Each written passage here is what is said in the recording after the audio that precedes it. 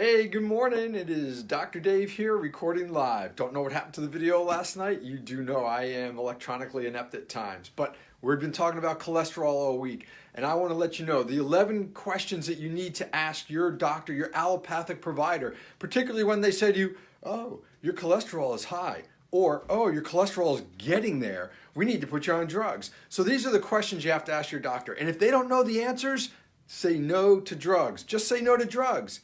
We're supposed to say that about recreational drugs. Why not prescription drugs? So here are the questions. First question is to the doc, why is my cholesterol high? If they don't know that, walk away. Tell them no thank you for their drugs. Always be polite. But why would cholesterol be high? They're telling you it's genetic or you're eating too much fat. Not true. Not true at all. Cholesterol is raised because inflammation. Cholesterol is raised because you're eating too many carbs, too many sweets. So that's real simple. Just stop it, okay? The next one is high cholesterol due to my diet? We get that a lot. Oh, the doctor says I gotta stop eating fat. Really? The human body's supposed to have 30% fat in the diet. Most of us get 20% or less. And when you have less than 20% of fat in your diet, guess what? The body's got to figure out what to do. It's in an emergency mode. And of course, cholesterol is going to go high when your fat intake is down because you're getting into that inflammatory response again. When you're in that inflammatory response, you're going to make more cholesterol, and cholesterol levels will go up to protect you. Next question, why are lean meats recommended? And why do we believe eggs to be harmful? Eggs are believed to be harmful because they contain cholesterol. Oh yeah, cheese too. Hard cheese is not the stuff that's already sliced and prepackaged, but real cheese and eggs. Well, I will tell you, if you eat eggs, your cholesterol will go up, but you have to eat about 4 dozen eggs a day. Well, who the heck does that? I can tell you I eat 1, 2, 3 eggs a day. My cholesterol level is perfect. Eggs don't raise your cholesterol unless, of course, you're eating that 4 dozen a day. But way back when, a few decades ago, all right, a lot of decades ago, a guy named Ancel Keys decided that cholesterol is bad and there's cholesterol in eggs and got everybody scared about that. He did other things too that really screw up our food system, but that's okay. And lean meats. Lean meats are good, but think about this. Every cell in the human body is wrapped with cholesterol. It's called the phospholipid membrane. Same thing with animals that we eat. Every cell is wrapped in that phospholipid membrane. So even though it's lean, you're still getting some cholesterol from it, but it's healthy, it's good for our bodies. Next one, what is an optimal cholesterol level? 200's been the standard for a while. Now they're pushing 170. 170? Listen, when cholesterol starts getting below 180, we start to get inflammatory conditions. We start to get cancers because the body can no longer protect itself. There's more to it than that, but this is really important. And when it's above 300, yes, 300, not 200, that's when heart disease can be affected by it. Whoa, wait a minute. That's a 165 to 300 range. Yeah, that's what the Framingham study keeps proving over and over again. Next question you want to ask is, what happens to my cholesterol if my cholesterol is too low or too high? Oh, we just answered that. Too low, expect cancers and inflammatory processes. What are inflammatory processes? Obesity, diabetes, stroke, heart disease, aneurysm, deep vein thrombosis, arthritis. Those are just a few. And if it's too high, now you're getting into the heart disease aspect. Where's cholesterol made in the body? Good question to ask.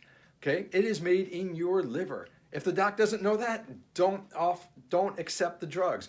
Oh, but wait a minute. Statins destroy the liver. So if cholesterol is made in my liver and I'm going to take a statin to lower it, destroying my liver, how is that improving my health? It doesn't. It really doesn't. And think about this. If we start messing with cholesterol levels, natural cholesterol levels in our bodies using statins, we're stripping out cholesterol, which is protective, which helps us repair our brain and our nervous system. Remember, the body continually replenishes itself with new cells.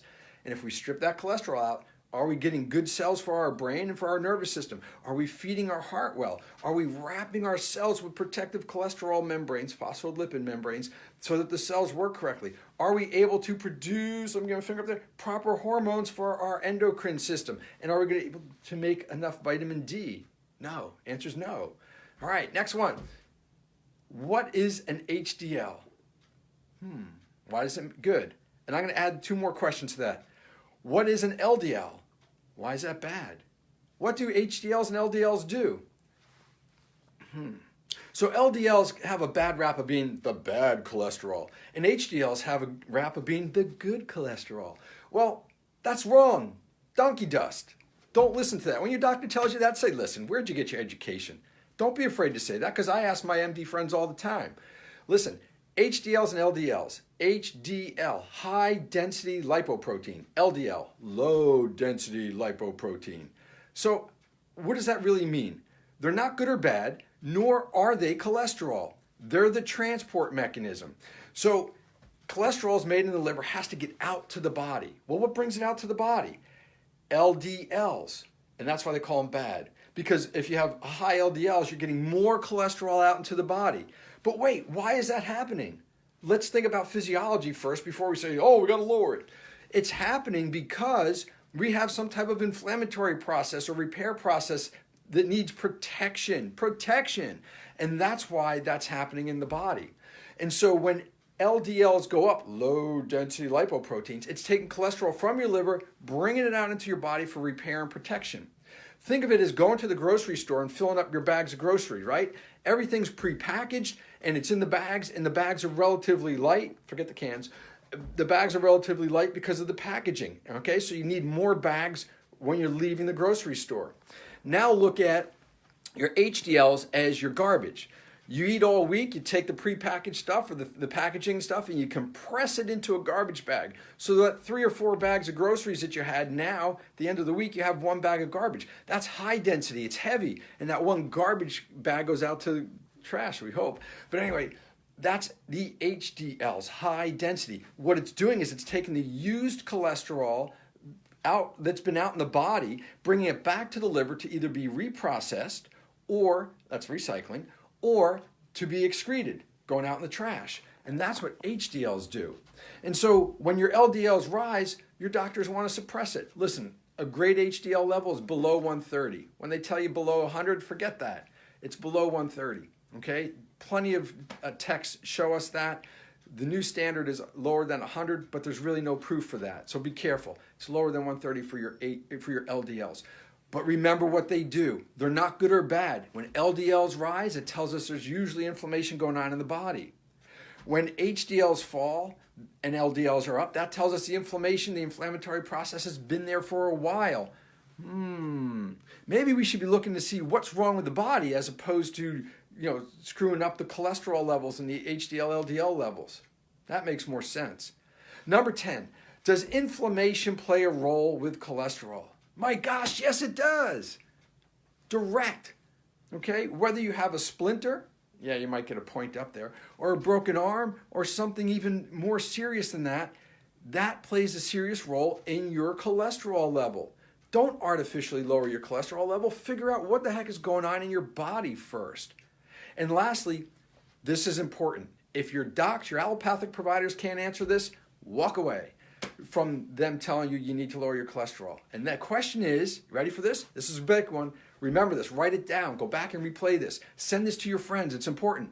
What is the significance of the year 1984, 1997, and 2013 have to do with cholesterol levels? 1984, cholesterol was officially announced that it's got to be below 240. All right, and we all bought that 30 years ago. In 1997, they lowered it to 200. 240 is now too high. We need to lower it to 200. And that's been the standard for a long time. Even some labs today, most labs today still use that as a standard 20 years later. But in 2013, they lowered it to 170. What? Yeah, why? Oh, well, it's healthier for you. No, it's not. It's not. Cholesterol, optimum. 185 to 220 is optimum. Normal, 165 to 300, okay?